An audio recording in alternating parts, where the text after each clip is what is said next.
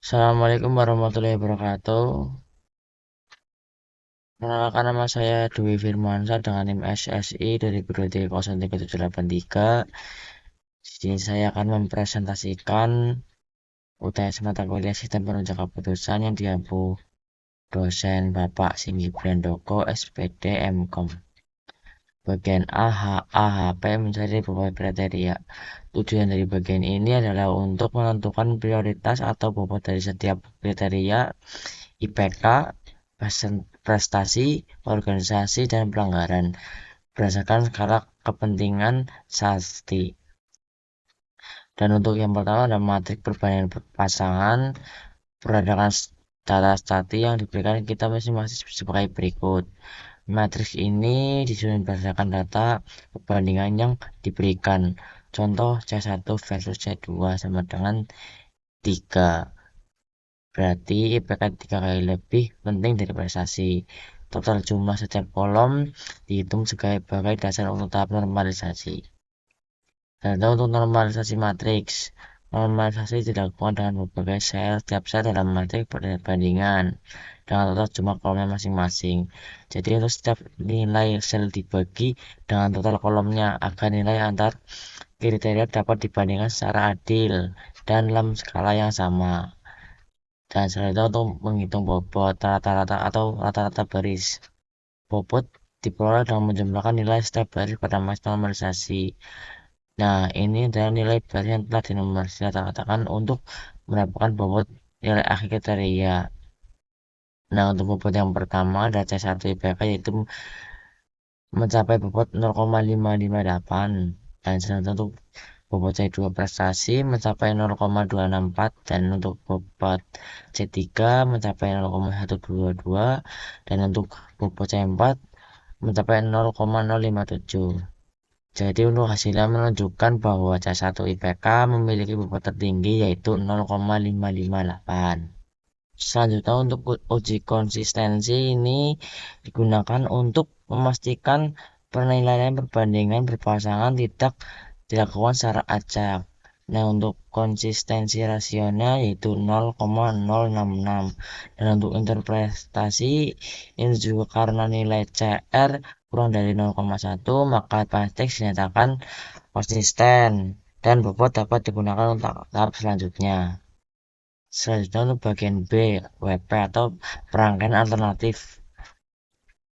Bagian ini merupakan metode wave product atau WP untuk menentukan peringkat mahasiswa berdasarkan bobot kriteria yang telah didapat dari AHP. Dan untuk penentuan tipe kriteria dan berbagai bobot. Untuk tipe C1, C2, C3 ini masuk benefit dan adalah benefit semakin besar semakin baik. Dan untuk tipe C4 atau cost semakin kecil semakin baik atau negatif.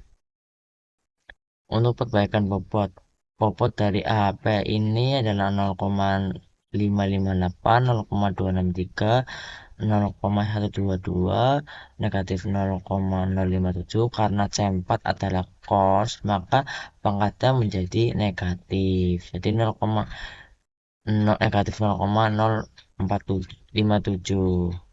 Dan untuk faktor S ini menghitung nilai faktor S ini menghitung skor masing-masing kandidat dengan mengalihkan semua kriteria yang telah dipangkatkan dengan bobotnya masing-masing. Nah, untuk nilai dari Andi ini 11.114 dan untuk Budi 10.755 dan untuk Citra 11.625 dan untuk Dedi 9.945. Jadi total keseluruhan yaitu 43.438 nilai faktor. Nah, untuk nilai preferensi. Nah, di sini adalah Citra menghasilkan nilai 0,268 dan untuk Andi menghasilkan nilai 0,256, dan untuk Budi ini menghasilkan 0,247, dan untuk Dede ini menghasilkan 0,229. Jadi ranking tertinggi yaitu didapat oleh Citra karena tertinggi 0,268, dan kedua ada Andi 0,256, dan untuk Budi ketiga 0,247, dan untuk Dede 0,229 mendapat ranking 4.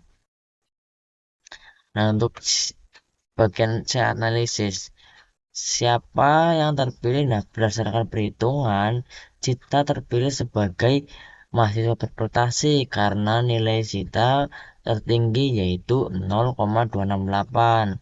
Dan untuk mengapa kandidat tersebut unggul? Citra unggul karena konsistensi nilainya. Meskipun IPK-nya bukan tertinggi, maka ia memiliki skor keaktifan organisasi tertinggi 90, dan jumlah pelanggaran C4 terendah 1. Dalam kriteria KOS, jumlah pelanggaran sedikit memberikan kontribusi positif yang besar pada skor akhir. Dan untuk analisis perubahan bobotnya, yaitu jika bobot IPK C1 diturunkan, maka dominasi ini akademik dalam penilaian akan berkurang. Hal ini akan semakin menguntungkan kandidat seperti Citra dan Budi atau yang memiliki prestasi non-akademik tertinggi. Dan sementara untuk peringkat Andi, kemungkinan besar akan turun karena keunggulan utamanya berada pada sektor IPK. Sekian presentasi dari saya. Bila ada hitung kata yang kurang, saya mohon maaf. Wassalamualaikum warahmatullahi wabarakatuh.